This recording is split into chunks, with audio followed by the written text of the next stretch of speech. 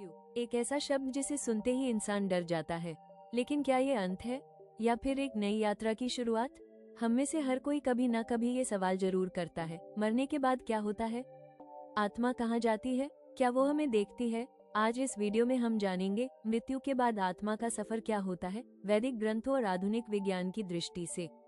जब कोई व्यक्ति मृत्यु के कगार पर होता है तो उसकी पांचों इंद्रियां धीरे धीरे बंद होने लगती हैं। सबसे पहले भाषा, फिर दृष्टि, फिर श्रवण और अंत में शरीर शिथिल हो जाता है। पर उस समय आत्मा शरीर के अंदर से धीरे धीरे बाहर निकलती है, जैसे कोई दिया बुझने से पहले हल्की सी लौ देता है। गरुड़ पुराण कहता है कि मृत्यु के बाद कुछ क्षणों में यमदूत आते हैं, पर वे हर किसी के लिए नहीं आते, केवल उन आत्माओं के लिए जो कर्मों में भारी पाप लेकर जाती हैं। वह आत्मा को पकड़कर यमलोक की ओर ले जाते हैं। लेकिन जो पुण्यात्मा होती है उसके लिए देवदूत आते हैं, सफेद प्रकाश, मधुर गंध और शांति के साथ। मृत्यु के बाद आत्मा 13 दिन तक धरती पर रहती है। वो अपने प्रियजनों को देखती है, उनके रोने की आवाजें सुनती है, पर चाहकर भी कुछ नहीं कर पाती।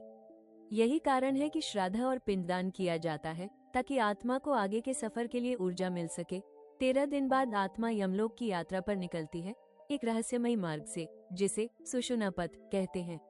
रास्ते में उसे 16 नगर मिलते हैं, 84 लाख योनियों के दर्शन होते हैं और अंत में आत्मा अपने कर्मों के अनुसार न्याय देखती है। यहीं पर तय होता है स्वर्ग, नरक या पुनर्जन्म। यदि आत्मा ने अच्छे कर्म किए हैं तो या तो उसे स्वर्ग में सुख मिलता है या फिर अगले जन्म में उन्नत जीवन मिलता है।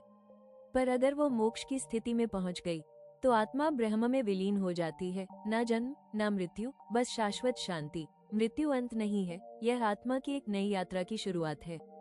इसलिए अपने कर्मों को शुद्ध रखें, मन को शांत रखें, क्योंकि जीवन का असली उद्देश्य है आत्मा को मुक्ति दिलाना। इसलिए अगली बार जब आप किसी की मृत्यु पर जाएं, तो सिर झुकाकर सोचिए, वो आत्मा अभी एक यात्रा पर है और आपके द्वारा की गई प्रार्थना उसका रास्ता बना सकती है। अगर आपको इस वीडियो ने कुछ नया सिखाया हो तो इसे लाइक करें, अपने परिवार के साथ जरूर शेयर करें और ऐसे ही गहरे आध्यात्मिक विषयों के लिए चैनल को सब्सक्राइब करें।